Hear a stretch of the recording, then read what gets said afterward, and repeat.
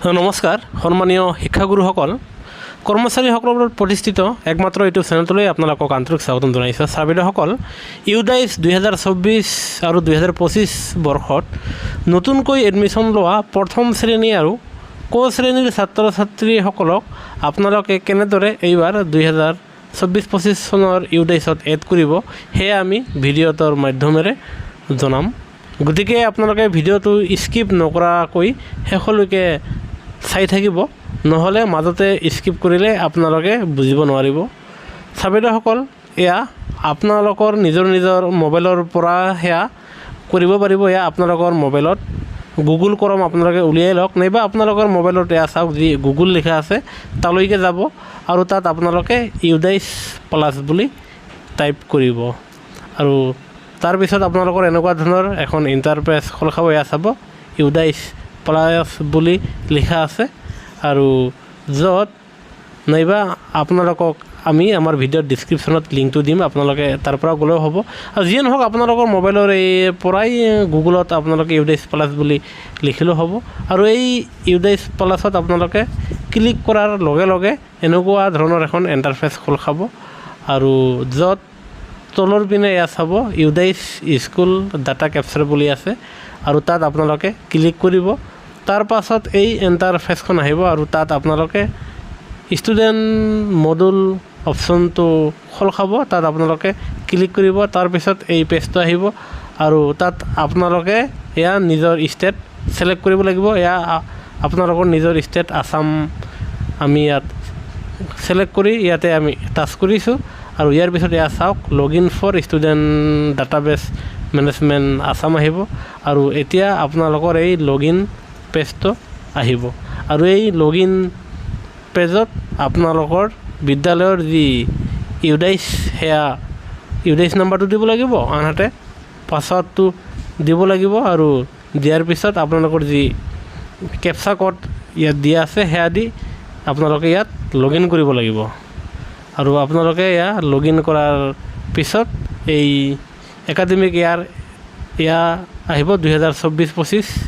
এয়া আপোনাৰ অৰেঞ্জ কালাৰত আছে আৰু এই একাডেমিক 2024-25 আপোনালোকে তাত ক্লিক কৰিব লাগিব আৰু সেয়া ক্লিক কৰাৰ পিছত 2024-25 যেতিয়া আপোনালোকে ক্লিক কৰিব তেতিয়া আপোনালোকৰ নিজৰ বিদ্যালয়ৰ নামটো খোল খাব আৰু যদিহে নিজৰ বিদ্যালয়ৰ নামটো নাহে তেনেহ'লে আপোনালোকৰ ব্লকৰ কেইবাটাও স্কুলৰ নাম আহিব। তেতিয়া আপোনালোকৰ সোঁপিনে ওপৰত ইয়াতে আপোনালোকৰ নিজৰ বিদ্যালয়খন চাৰ্চ কৰিব পাৰিব, আনহাতে বহুতৰ ক্ষেত্ৰত নিজৰ বিদ্যালয়খন ডাইৰেক্ট আহি যায় আৰু যাৰ ফলত আপোনালোকৰ বিদ্যালয়খন ডাইৰেক্ট আহি যাব। আৰু এতিয়া আপোনালোকে কেনেকৈ আপোনালোকৰ ক শ্ৰেণীৰ আৰু প্ৰথম শ্ৰেণীৰ ল'ৰা ছোৱালীৰ নামসমূহ এড কৰিব সেয়া আমি আপোনালোকক দেখুৱাম। ছাত্ৰসকল এয়া চাওক, আপোনালোকে এয়া চাব, এয়া আপোনাৰ বাওঁপিনে আৰু সোঁপিনে পেজটো যায়, যাৰ ফলত এয়া চাব আপোনাৰ এড ষ্টুডেণ্ট অপশ্যনটো আহিছে আৰু যদিহে কোনো ছাৰ বাইদেউৰ মোবাইলত এড ষ্টুডেণ্ট অপশ্যনটো নাহে তেনেস্থলত আপোনালোকে এটা সৰু কাম কৰিব লাগিব।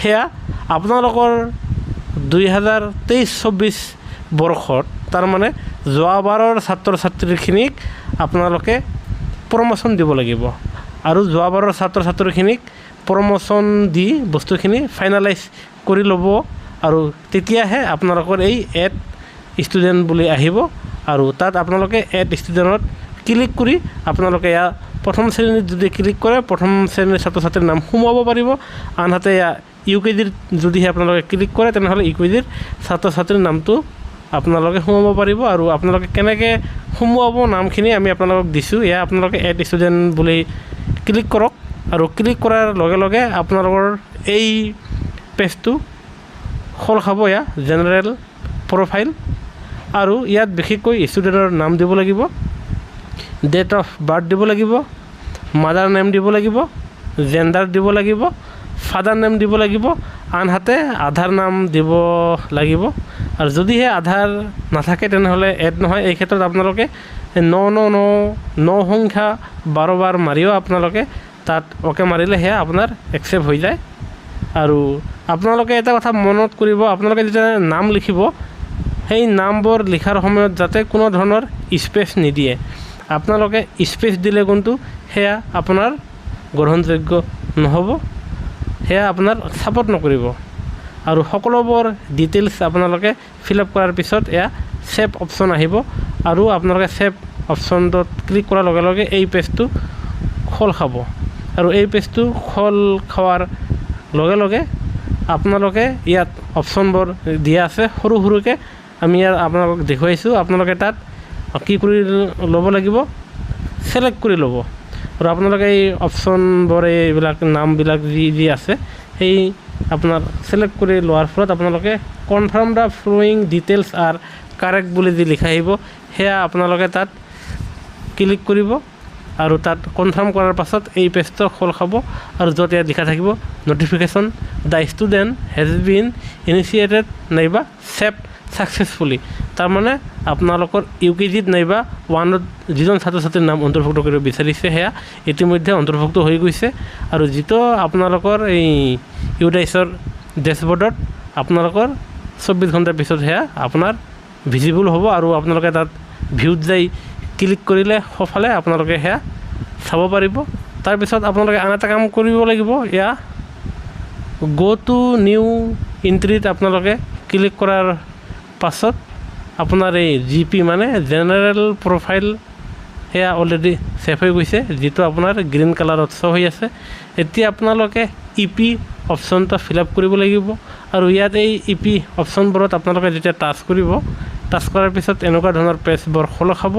আৰু সেই পেজত কি কি বিচাৰিছে যাৱতীয় তথ্যসমূহ আপোনালোকে যেতিয়া দি ছেভ কৰিব তেতিয়া একেবাৰে ফাইনেলাইজ আহিব।